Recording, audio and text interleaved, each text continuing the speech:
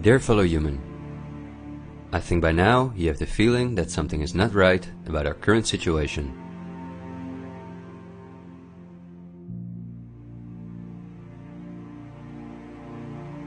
But I also think that the many ill-founded conspiracy theories may have caused you to distance yourself from both the media scaremongering and from those who spread the conspiracy theories. Still, I hope you will listen to me for a moment, because as you watch this video, hundreds of millions of people worldwide are falling into poverty because of the measures that have been in place for so long.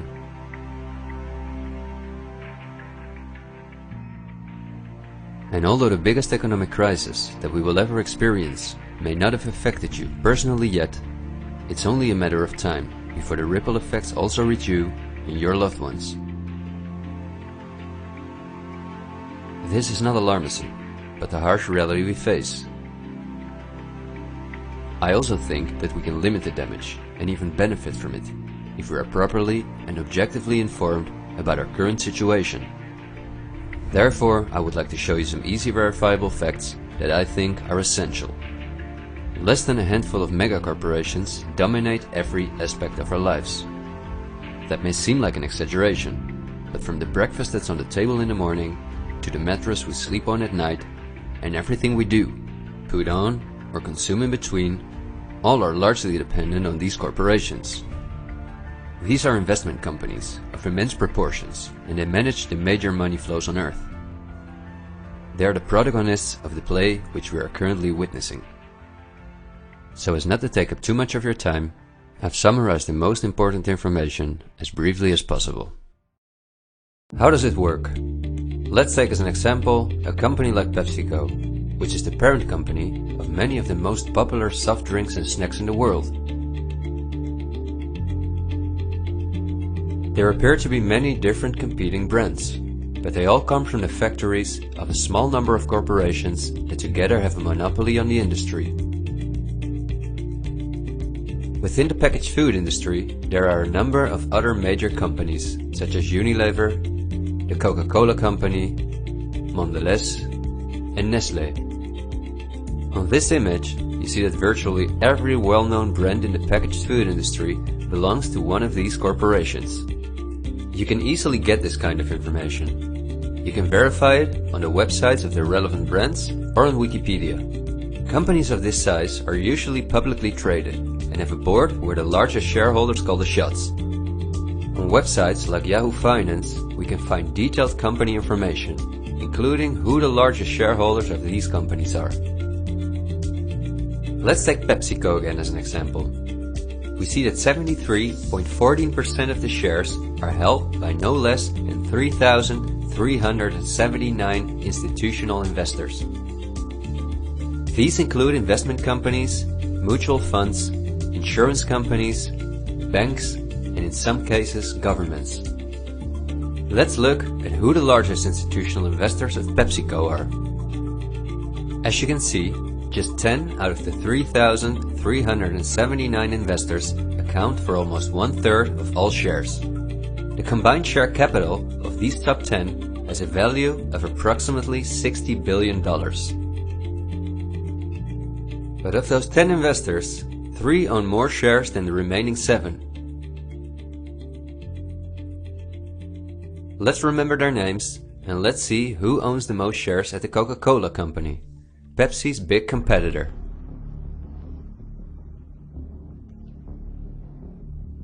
We see that just like with PepsiCo, the majority of the shares are held by institutional investors. Let's look at the top 10 and start with the last one of them. 4 out of these 6 institutional investors we also saw at the last 6 of PepsiCo. These are Norton Trust, JP Morgan Chase, Geody Capital Management, and Wellington Management. Now, let's look at the 4 largest shareholders. 3 of these we also saw in the top 4 at PepsiCo. They are BlackRock, Vanguard, and State Street. And there's another one, Berkshire Hathaway. These are the 4 largest investment companies on the planet. PepsiCo and Coca-Cola are anything but competitors.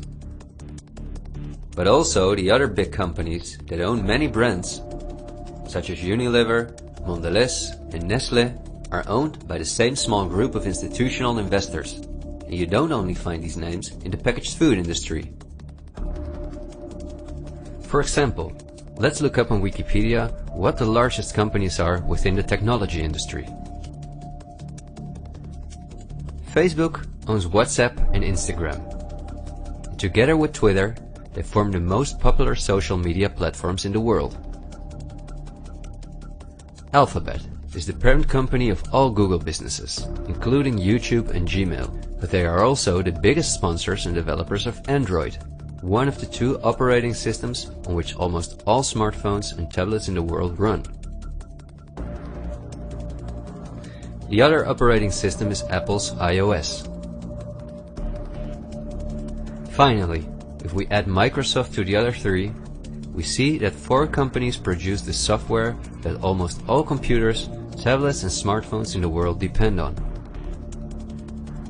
Let's see who owns the most shares of these powerful companies. If we look at Facebook, we see that more than 80% of the shares are owned by institutional investors. These are the same names we saw in the food industry. Again, the same investors at the top. Then Twitter, which with Facebook and Instagram makes up the top 3. Amazingly, we see that the company is also owned by the same investors.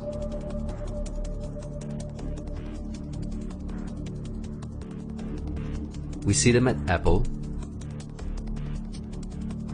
but also with their big competitor Microsoft.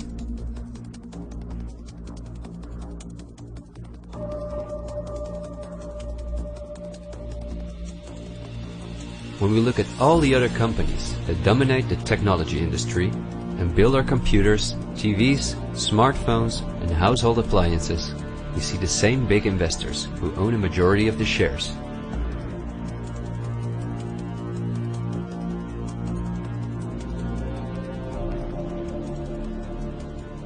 We see this within all industries around the world. And just to show you that I'm not exaggerating, I'll give you another example. Let's say we want to plan a vacation. On our computer or smartphone, we look for a cheap flight to the sun through websites like Skyscanner and Expedia, both of which belong to the same group of institutional investors. We fly with one of the many airlines, of which the majority of the shares are often owned by the same investors or by governments, like Air France-KLM. The aircraft we fly is in most cases a Boeing or an Airbus. Again, we see the same names.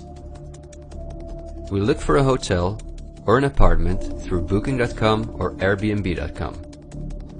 Once we arrive at our destination, we go out for dinner, then we write a review on TripAdvisor.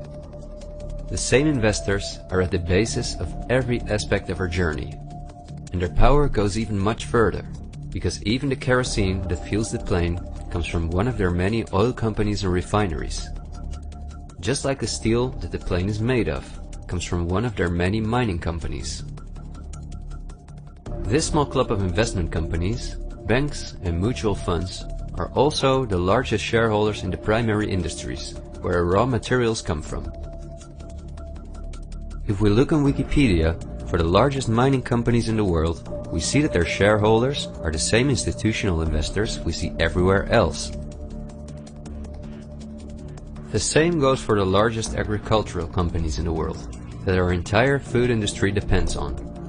For example, they own Bayer, the parent company of Monsanto, the world's largest seed producer, which produces 90% of all the cotton seed on Earth, as well as the majority of all other seeds.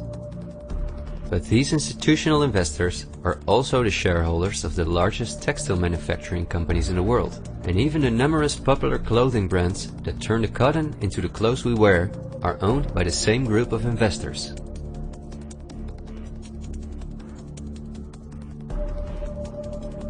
Whether we have the world's largest solar panel producers or the largest oil refineries, the shares are managed by the same companies. They own the tobacco companies, who produce all the popular tobacco brands in the world. But they also own all the major companies in the pharmaceutical industry and the scientific institutes that produce the drugs.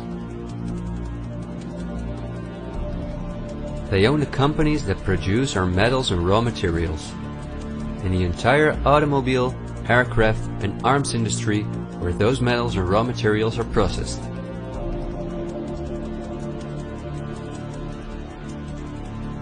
They own the companies that build our electronics. They own the big department stores and online marketplaces.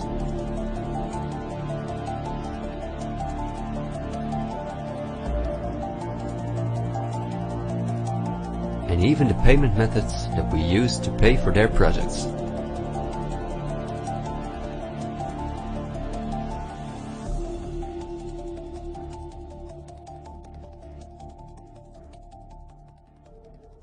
Because I want to keep my story as short as possible, I've decided to only show the tip of the iceberg. If you decide to investigate on your own, using the sources that you've just seen, then you will discover that even many of the most well-known insurance companies, banks, construction companies, telephone companies, restaurant chains, and cosmetic brands are owned by the same institutional investors we just saw.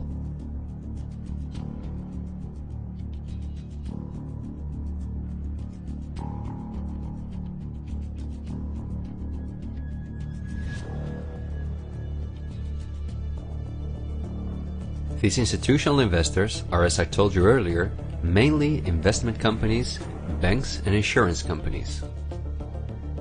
They are in turn also owned by shareholders. Now, what is the most amazing thing? All of these institutional investors own each other's shares, and together they form an immense network that we can compare to a pyramid. The smaller institutional investors are owned by larger investors, who in turn belong to even larger investors. The visible top of this pyramid consists of only two companies, and we have seen their names many times by now. They are Vanguard and BlackRock.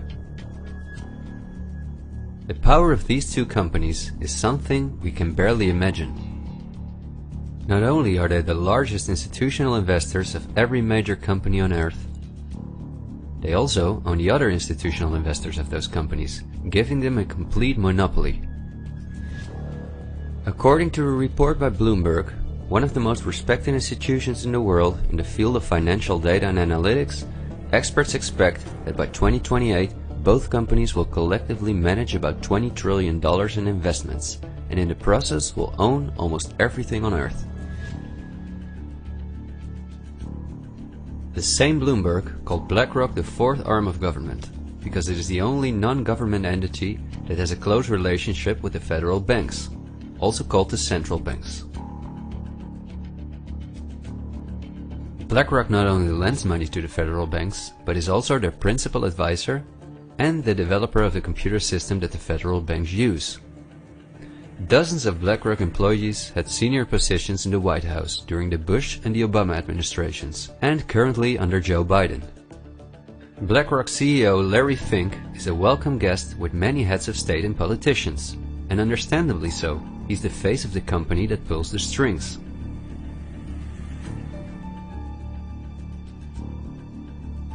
Yet Larry Fink does not pull the strings himself. In fact, BlackRock itself is owned by shareholders. And if we look at who those shareholders are, we come to a strange conclusion.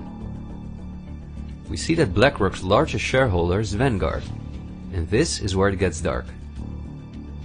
Vanguard itself has a unique structure that makes it impossible to see who its shareholders or clients are.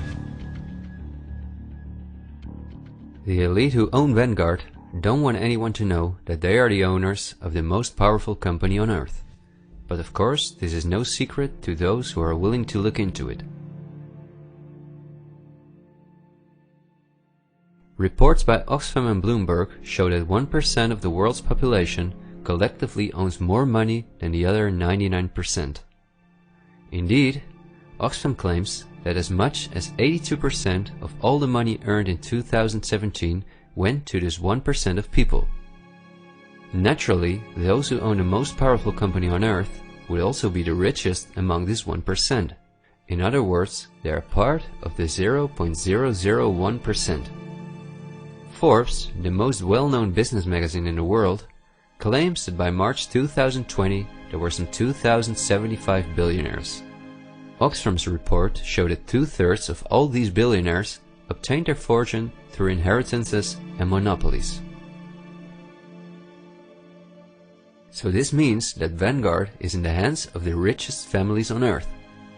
If we study their history, we discover that these families have always belonged to the top of the pyramid, some even well before the Industrial Revolution began. Because their history is so interesting and extensive, I will explain some more about them in the follow-up video that I'm currently working on. But in order not to elaborate too far, I will just point out that many of these families belong to royal bloodlines, and they are the founders of our banking system, the United Nations, and every industry in the world.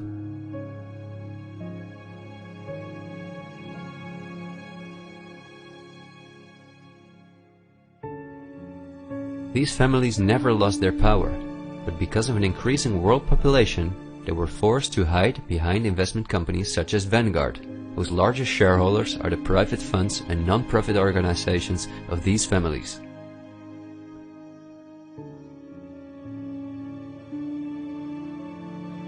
To make the bigger picture more clear, I need to briefly explain something about these non-profit organizations. These are the links that connect the business community with politics and the media, allowing major conflicts of interest. At first glance, however, this is not too noticeable. Non-profits, also called foundations, are organizations that rely on donations, and they do not have to publish from whom they receive those donations. They can invest this money in whatever they want, and do not have to pay tax on their profits as long as those profits are reinvested in other projects that they are involved in. Non-profits can move hundreds of billions of dollars from invisible investors. According to a report by the Australian government, this makes non-profit organizations ideal to finance terrorist groups and launder large sums of money.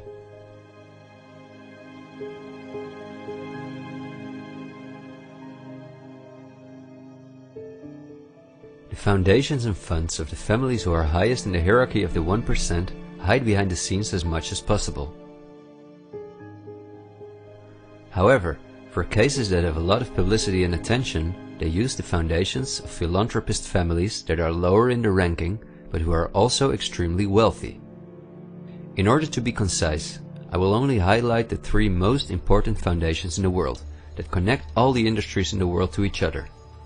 These are the Bill and Melinda Gates Foundation, the Open Society Foundations of the controversial multi-billionaire George Soros, and the Clinton Foundation. A very brief introduction to give you an idea of the size of these types of foundations. According to the official website of the World Economic Forum, the Gates Foundation is the largest funder of the World Health Organization, after President Donald Trump halted the funding of the WHO by the US in 2020.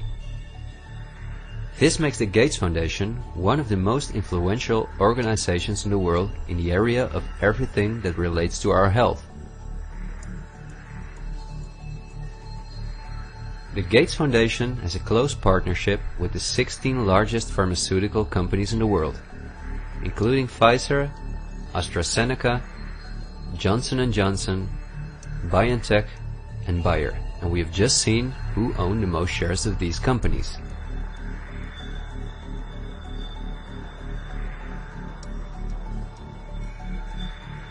Bill Gates was anything but a poor computer nerd who made it to one of the richest people in the world, but he came from a philanthropic family that, just like himself, worked for the absolute elite.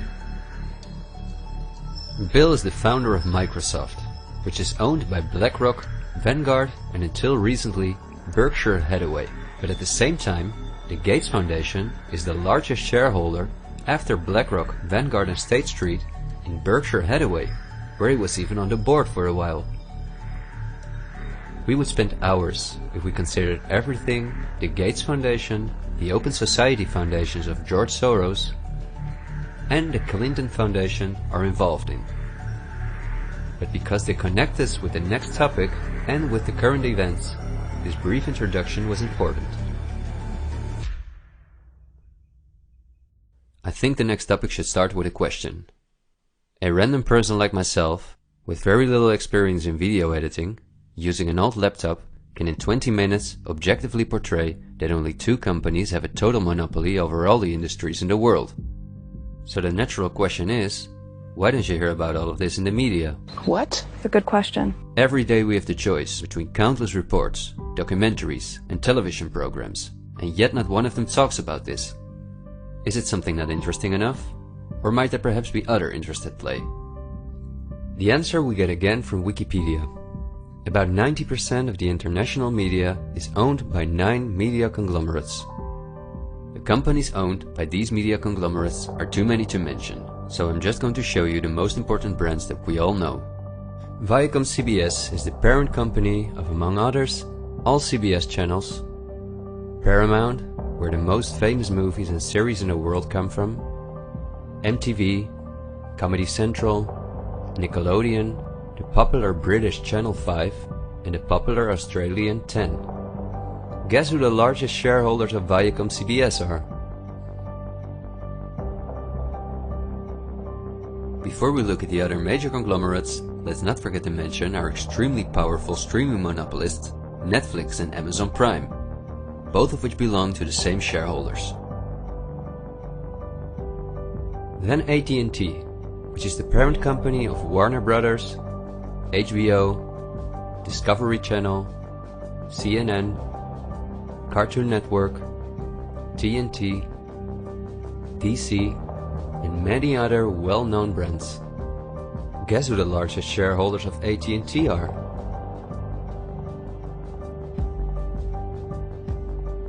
The third one is the all-powerful News Corp. This company owns many of the most well-known national and regional newspapers, magazines and TV channels in the US, the UK and Australia. The shares of News Corp are owned by the American multi-billionaire Rupert Murdoch and by the institutional investors we see everywhere else. News Corp's sister company is Fox Corporation, which is also one of the most powerful media conglomerates on Earth.